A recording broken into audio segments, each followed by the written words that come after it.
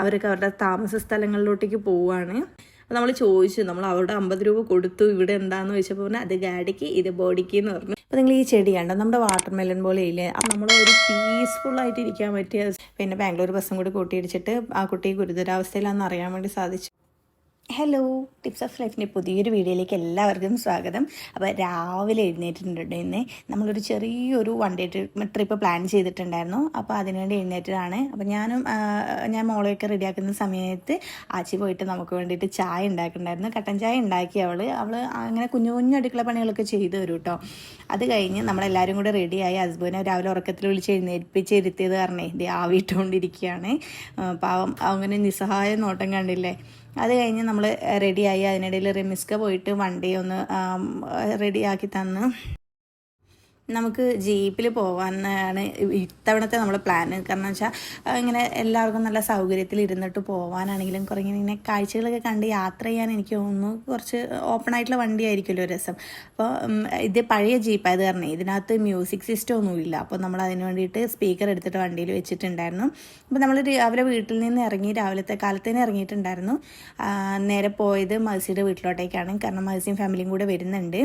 അപ്പോൾ നമ്മളിവിടെ എത്തി. മഹസിൻ്റെ വീട്ടിൽ നിന്ന് അവരെ വെയിറ്റ് ചെയ്യായിരുന്നു. പെട്ടെന്ന് തന്നെ ഇറങ്ങിയിട്ടുണ്ടായിരുന്നു. നമ്മൾ വിളിച്ച് പറഞ്ഞിട്ടാണല്ലോ വന്നത്. അതുകൊണ്ട് അവരിറങ്ങി. അപ്പോൾ ഞാൻ വീഡിയോ എടുക്കുന്നത് അവൾ പെട്ടെന്ന് കാണുന്നത്. അപ്പോഴുള്ളൊരു ചമ്മലാണ് ആ കണ്ടത്. അതൊക്കെ നമ്മളെ വീഡിയോ കണ്ടവിടെ പുറകോട്ട് പോയി എന്നറിയാം. നീ ഇതിങ്ങനെ ഇട്ടുകൊണ്ടിരുന്ന എന്നെ ഷോപ്പിൽ നിന്ന് അവരിതാക്കും, എന്നെ നീ വീഡിയോ കാണിക്കല്ലേ എന്ന് പറഞ്ഞുകൊണ്ടിരിക്കുകയാണ്. അപ്പം ഞാൻ എന്നത്തെയും പോലെ സ്വാഭാവികമായിട്ട് ഞാൻ വീഡിയോ കാണിക്കുന്നു പറഞ്ഞിട്ടുണ്ടായിരുന്നു. അപ്പം ഞാൻ എൻ്റെ വാക്ക് വലിച്ചിട്ടുണ്ട്. ശേഷം നമ്മൾ അവിടെ നിന്ന് വിട്ടിട്ട് നമ്മൾ അടുത്ത് തന്നെ പെട്രോൾ പമ്പിൽ വെച്ചിട്ട് ഒന്ന് എയറൊക്കെ ഒന്ന് സെറ്റ് ചെയ്ത് അതിന് ഞങ്ങൾ പോവുകയാണ്. അപ്പോൾ ഞങ്ങൾ കുറച്ച് ക്യൂട്ട്നെസ്സൊക്കെ ഇടുന്നുണ്ട് കേട്ടോ. അതാണ് ഈ കണ്ടുകൊണ്ടിരിക്കുന്നത്. നമ്മളെ നാട്ടിലെ മാക്കൂട്ടൻ ചുരം വഴി നമ്മൾ ഇങ്ങോട്ടേക്ക് വീരാജ്പേട്ട, അവിടെ നമ്മുടെ ഡെസ്റ്റിനേഷൻ നമ്മൾ ഉദ്ദേശിക്കുന്നത് ടിബറ്റൻ കോളനിയാണ്.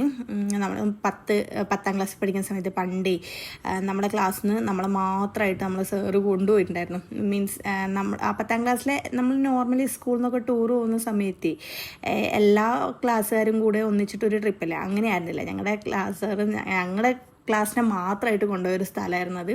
അപ്പോൾ ആ നൊസ്റ്റാൾജിയിൽ ഞങ്ങളെപ്പം പറയും നമുക്ക് ഒന്നുകൂടെ അങ്ങോട്ടേക്ക് പോകണമെന്ന്. അപ്പോൾ പോകുന്ന വഴിക്ക് നമ്മൾ ചുരം കയറിയിട്ട് ഒരു സ്ഥലത്തെത്തിയപ്പോൾ അവിടെ നിന്ന് ചായ കുടിച്ചു.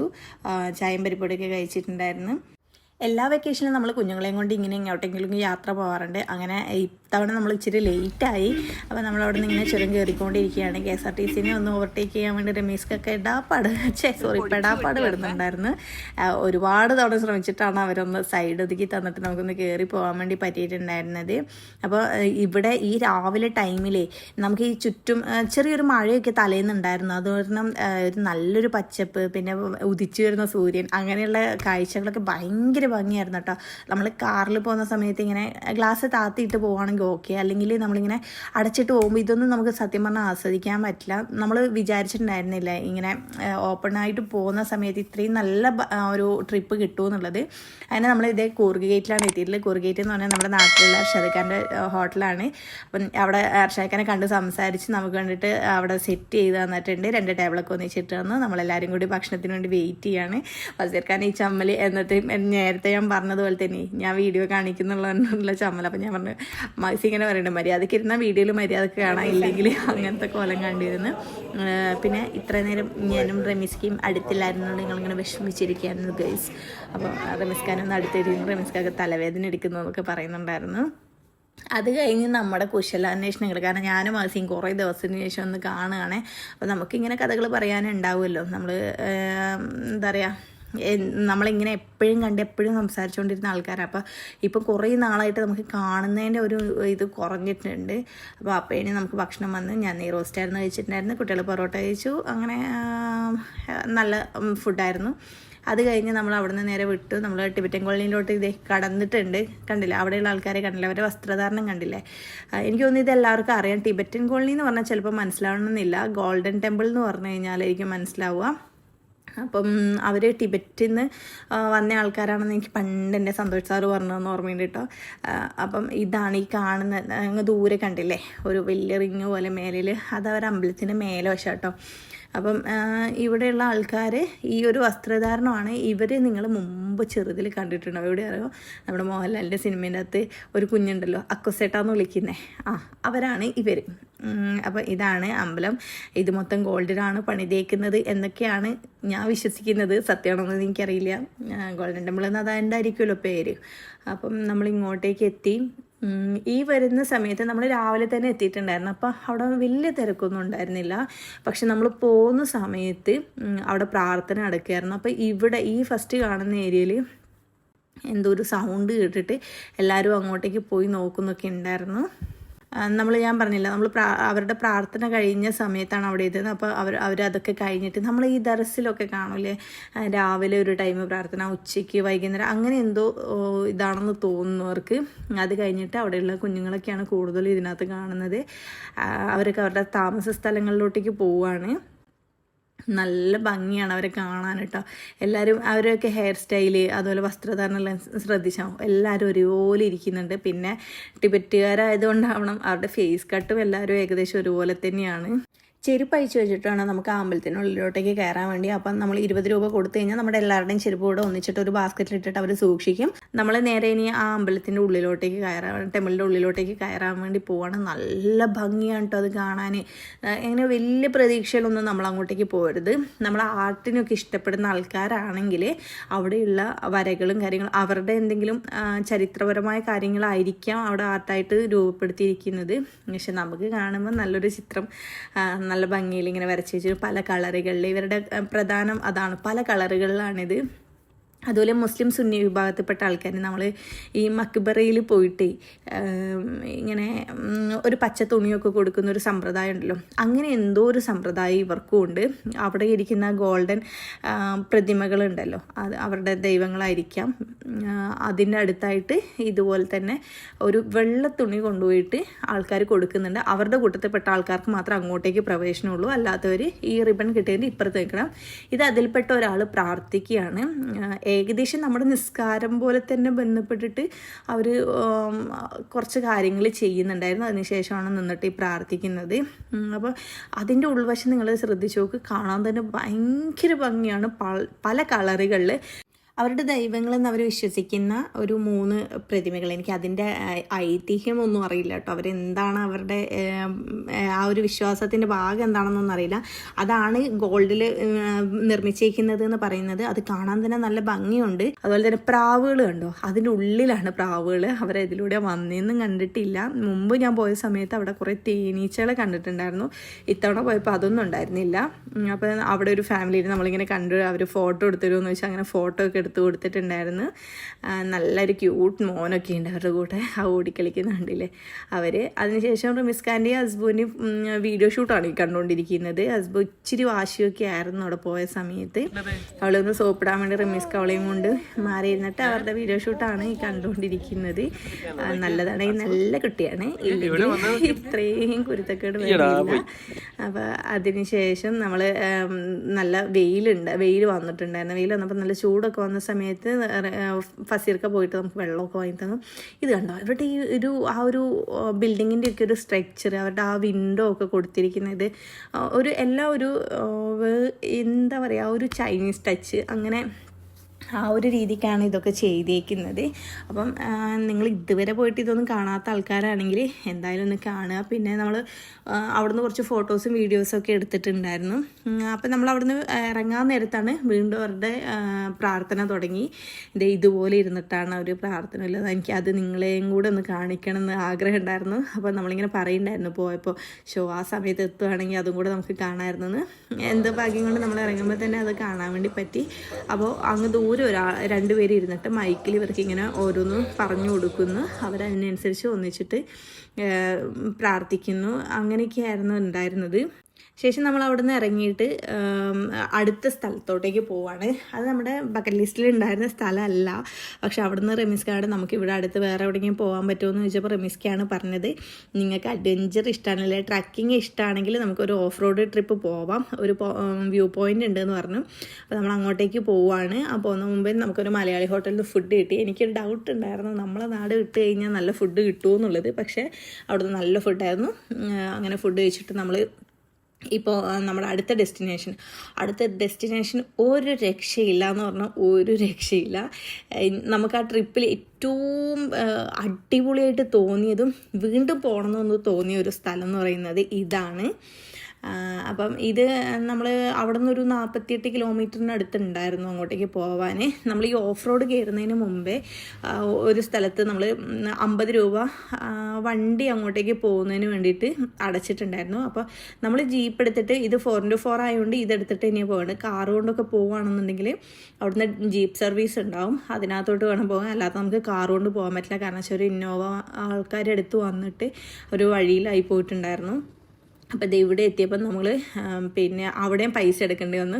അപ്പോൾ നമ്മൾ ചോദിച്ചു, നമ്മൾ അവിടെ 50 രൂപ കൊടുത്തു, ഇവിടെ എന്താണെന്ന് ചോദിച്ചപ്പോൾ പറഞ്ഞാൽ അത് ഗാഡിക്ക് ഇത് ബോഡിക്ക് എന്ന് പറഞ്ഞു. അപ്പോൾ വണ്ടിക്ക് വേണ്ടിയിട്ട് 50 രൂപയും പെർ പേഴ്സൺ 50 രൂപ, പിന്നെ കുട്ടികൾക്ക് 20 രൂപ, അങ്ങനെയായിരുന്നു അങ്ങോട്ടേക്ക് പോകാനുള്ള ചാർജ് എന്ന് പറയുന്നത്. അവിടെ നിന്ന് അങ്ങോട്ടേക്ക് പിന്നെ ഫുൾ ഓഫ് റോഡ് എന്ന് പറഞ്ഞാൽ കുലുങ്ങി മറിഞ്ഞ് തിരിഞ്ഞ് ഇങ്ങനെയായിരുന്നു നമ്മുടെ അവസ്ഥ. ശരിക്കും ചില സ്ഥലങ്ങളൊക്കെ അത്യാവശ്യം ചെറിയ ഉരുളങ്കല്ലുകൾ മാത്രമായിരുന്നെങ്കിൽ കുറച്ച് അങ്ങോട്ടേക്ക് എത്തിയപ്പോൾ നല്ല ഓഫ് റോഡ് തന്നെയായിരുന്നു.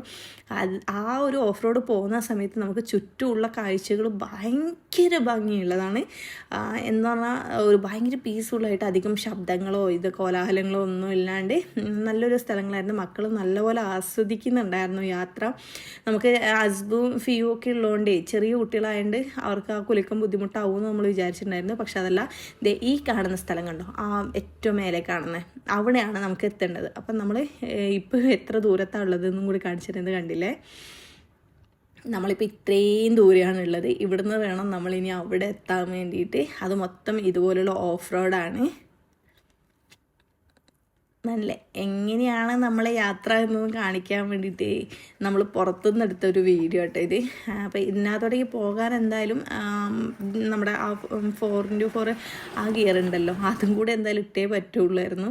അപ്പം കാരണം അതുകൊണ്ടാണ് ഞാൻ പറഞ്ഞത്, കാറ് കൊണ്ട് അങ്ങോട്ടേക്ക് പോകുന്നത് ഇച്ചിരി ഒരിക്കലും പറ്റില്ല. പാടെന്നല്ല, അങ്ങോട്ട് പോകാൻ പറ്റില്ല. ഇതുപോലുള്ള ഓഫ് റോഡ് വണ്ടികളിൽ മാത്രമേ പോകാൻ പറ്റുള്ളൂ. അപ്പോൾ ഇതുപോലുള്ള വണ്ടികളാണെങ്കിൽ നമുക്ക് നേരെ അങ്ങോട്ടേക്ക് പോകാം. അല്ലാന്നുണ്ടെങ്കിൽ അവിടെ ജീപ്പ് സർവീസ് ഉണ്ട്, അതിൻ്റെ ചാർജ് നമുക്ക് അറിയില്ല കേട്ടോ.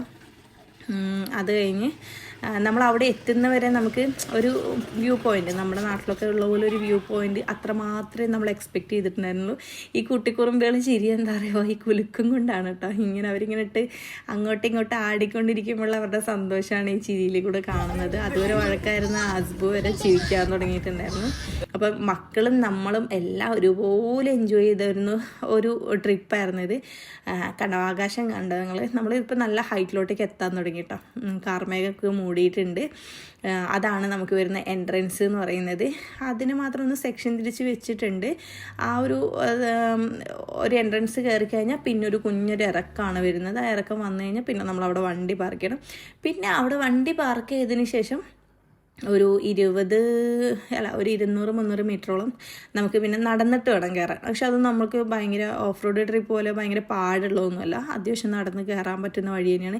നമ്മൾ മലഞ്ചെരുവുകൾ, നിങ്ങൾ ആടൊക്കെ മെയിന് സിനിമയിലൊക്കെ കാണുന്ന പോലത്തെ സംഭവം ഉണ്ടല്ലോ, അതുപോലെയാണ് എനിക്കിത് ഫീൽ ചെയ്തത്. ഇങ്ങനെ വേലിക്കെട്ട്, നമ്മൾ ചിത്രങ്ങളൊക്കെ വരയ്ക്കുമ്പം മല പിന്നെ വേലിക്കെട്ട് അങ്ങനെയൊക്കെ കാണൂലേ, അതുപോലെ തന്നെയായിരുന്നു ഇത്.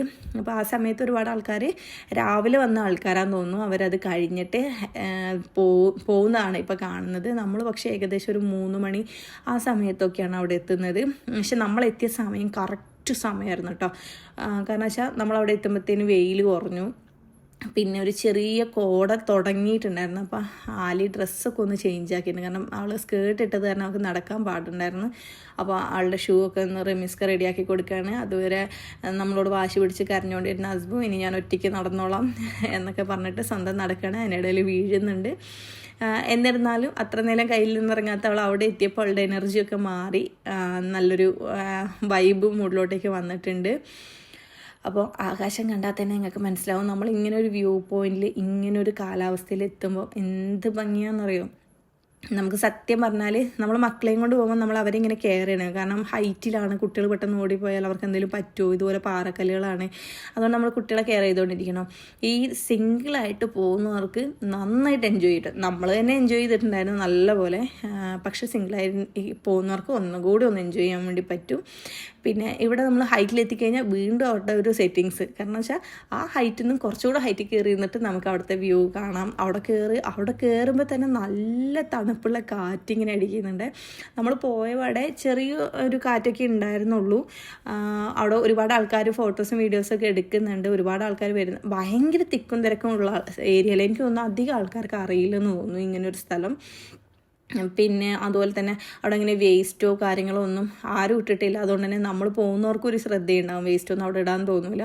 അപ്പോൾ നമ്മളെ ഡ്രസ്സാണ് ഞാൻ ഇങ്ങനെ പിടിച്ച് വെക്കാണ് ഡ്രസ്സ്, അവിടുത്തെ കാറ്റ് കാരണേ. അപ്പോൾ അവിടെ നമ്മൾ സ്റ്റെപ്പ് കയറി മേളിലോട്ടേക്ക് പോയി. ഇവിടെ എത്തിയതിന് ശേഷം നമ്മൾ കുറച്ച് ഫോട്ടോസും വീഡിയോസും റീൽസും കാര്യങ്ങളൊക്കെ എടുത്തിട്ടുണ്ടായിരുന്നു. മക്കൾ ഇവിടെ എത്തിയപ്പോൾ ഭയങ്കര എൻജോയ്. പക്ഷേ അവരെ നമുക്ക് പേടിയായിരുന്നു, ഇതിൻ്റെ ഉള്ളിൽ കൂടെ അവർ താഴോട്ടേക്ക് പോകുമല്ലോ.